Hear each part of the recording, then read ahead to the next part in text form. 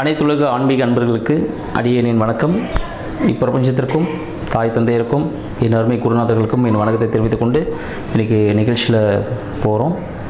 இன்றைக்கி என்ன விஷயம் பார்க்க போகிறோம் அப்படின்னு பார்த்தோன்னா, புரட்டாசி முடிஞ்சிருச்சு. இப்போ அடுத்து பார்த்திங்கன்னா ஐப்பசி மாத பலன்கள். சரிங்களா? ஐப்பசி மாத பலன்கள் எத்தகைய சிறப்பை தரப்போகிறது 12 ராசிக்காரர்களுக்கும். மேஷம், ரிஷபம், மிதுனம், கடகம், சிம்மம், கன்னி, துலாமுக்கு ஒரு சிறப்பு இருக்குது. விருச்சகம், தனுஷு, மகரம், கும்பம், மீனம். இந்த 12 ராசிக்காரர்கள் பார்த்திங்கன்னா 12 ராசிகளில் ஒரு ராசியும் 3 நட்சத்திரம் கொண்டு இருக்கும். சரிங்களா? ஸோ இந்த விஷயங்கள் எல்லாமே இருக்க போது இதில் துலாம் ராசி அப்படின்னு சொல்லுவோம்.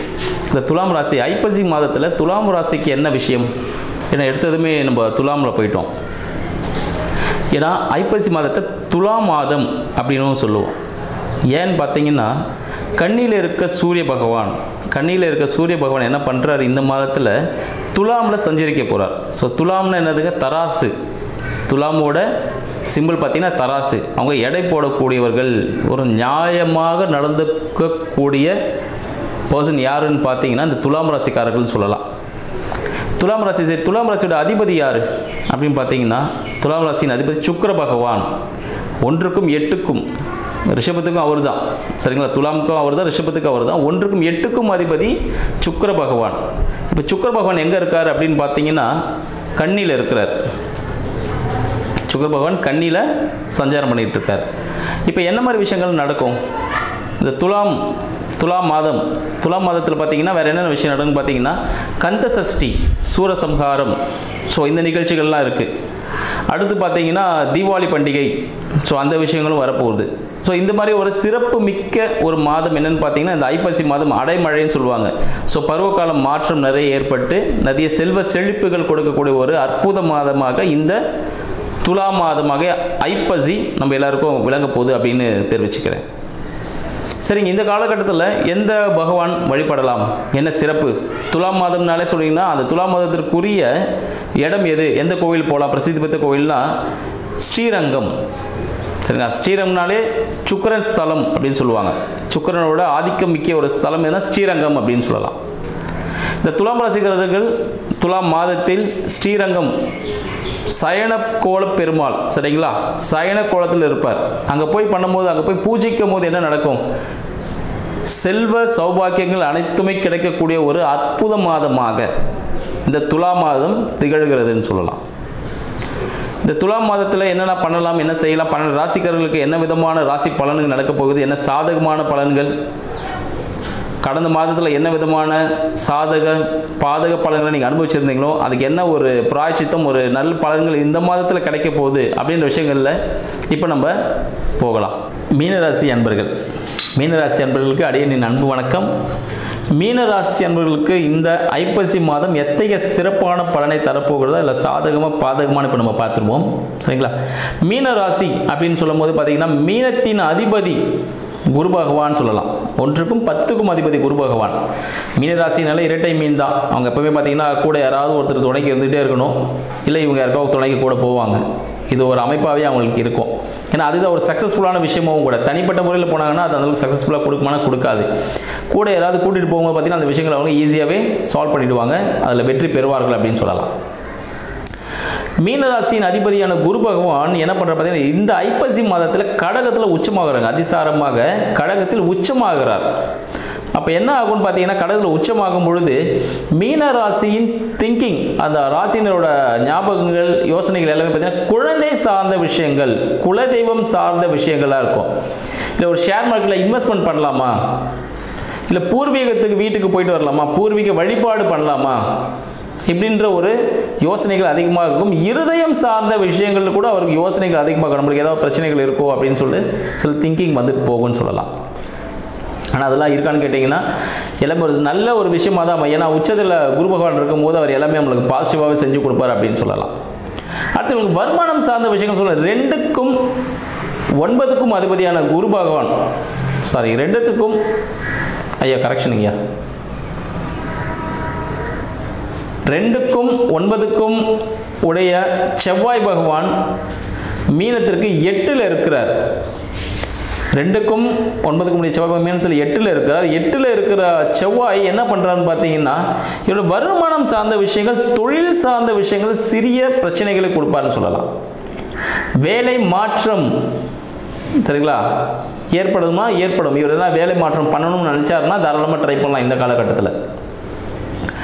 வருமானம் சார்ந்த விஷயங்கள் இவருக்கு சாதகமாக இருக்குமானா மறைமுக வருமானங்கள் வரும். வண்டி வாகனம் மூலமாக, வாடகை மூலமாகவும் சரிங்களா, வேற ஏதாவது இன்வெஸ்ட்மெண்ட் பண்ணியிருப்பார், அது மூலமாகவும் இவருக்கு இப்போ இந்த காலகட்டத்தில் ஒரு வருமானம் வரக்கூடிய ஒரு அமைப்பாக இருக்கக்கூடாது அப்படின்னு சொல்லலாம். தந்தையின் உடல்நிலையில் சிறிய உபாதைகள் ஏற்படும். தந்தைக்கு உதவுவதன் மூலமாக, ஆன்மீக சுற்றுலா செல்லும் மூலமாகவும் சரிங்களா, இல்லைனா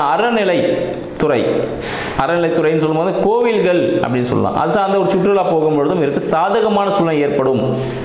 அறக்கட்டளைகளுக்கு உதவுவது மூலமாகவும் இவர்கள் சாதகமான சூழ்நிலை ஏற்படக்கூடிய ஒரு வாய்ப்பு இருக்கு. ஏன்னா இவங்க சர்வீஸ் மைண்ட் நிறைய இருக்குங்க. யாராவது ஒருத்தர் கஷ்டப்பட்டாங்கன்னா இந்த மீனராசிக்காரர்களுக்கு மனசு கேட்காது, உடனே உதவி செய்யணும் அப்படின்னு சொல்லிட்டு இருப்பாங்க. இவர்கள் வீடு, வண்டி, வாகனம் இது சார்ந்த விஷயங்களில் சிறிய கடன்கள் ஏற்படும். சிறிய ஒரு ஆல்ட்ரேஷன் நடத்துக்கான வாய்ப்புகள் உண்டு. வண்டிகளில் பார்த்தீங்கன்னா நிறைய ஒரு சரி செய்யக்கூடிய ஒரு அமைப்பு. வண்டியை ஒரு சர்வீஸ் விடணும், இது போல் விஷயம், சில ஸ்பேர் பார்ட்ஸ் மாற்றணும், இல்லை வீட்டில் சில உடஞ்சி பொருளாக மாற்ற வேண்டியிருக்கும், ஒரு ஆல்ட்ரேஷன்ஸ் பண்ணக்கூடிய ஒரு அமைப்பு இந்த காலகட்டத்தில் மீனராசி அன்பர்களுக்கு ஏற்படும். ஸோ செலவு பண்ணுறதுக்கு கொஞ்சம் ரெடியாக இருங்க அப்படின்னு சொல்லிக்கலாம். ஏன்னா 12ஆம் அதிபதி 12 அதிபதி சனீஸ்வர பகவான் மீனத்திலே இருக்கார்ல, அப்போ நம்ம ஏதோ ஒரு செலவுகள் பண்ணணும். என்ன விதமான செலவுகள் பண்ணுவோம்? மனைவிக்கு செலவுகள், நண்பர்களுக்கு செலவுகள் பண்ணக்கூடியது, இல்லை பிஸ்னஸ் பார்ட்னருக்கு செலவுகள் ஏற்படக்கூடிய ஒரு மாதமாக இந்த காலகட்டம் அமையும் சொல்லலாம். அடுத்து 6ஆம் அதிபதியான சூரிய பகவான் 8ல் இருக்காரு. 6ஆம் அதிபதினா நோய், ஏதாவது கடன் இதனால் அது உச்ச நிலையை அடைய போகிறது. இதுக்கு முன்னாடியே ஒரு சின்ன பிரச்சனையாக இருக்கும், இப்போ உச்ச நிலையை அடைஞ்சு ஒரு சின்ன ஆப்ரேஷனோ இல்லை கோர்ட்டு கேஸ் வழக்குனா அது தீர்ப்பு கிடைக்கும். தீர்ப்பு சாதகமான நிலையில் ஏற்படும் அப்படின்னு சொல்லலாம். இந்த சாதக நிலையின் மூலமாக இவர் ஒரு அடுத்த நிலைக்கு முன்னேற போகிறார் அப்படின்ற விஷயமும் இவருக்கு ரொம்ப பாசிட்டிவாகவே இருக்கும் அப்படின்னு சொல்லலாம். அடுத்து இவருக்கு திருமணம் சார்ந்த விஷயங்கள். திருமணம் 7ஆம் அதிபதி 8ல் இருக்கார். அப்போ என்ன ஆகும்? ஒரு பிரச்சனைக்குரிய ஒரு வாழ்க்கை துணை இவருக்கு அமையத்துக்கான வாய்ப்புகள் உண்டு. அவர் தந்தை சார்ந்த விஷயம் மூலமாக, தந்தையின் உதவியுடன், தந்தை குடும்பம் வழியாக இவர் பெண் தேடினாலோ கணவன் தேடினாலோ வாழ்க்கை துணை அமையத்துக்கான வாய்ப்புகள் இந்த காலகட்டத்தில் அமையும் சொல்லலாம்.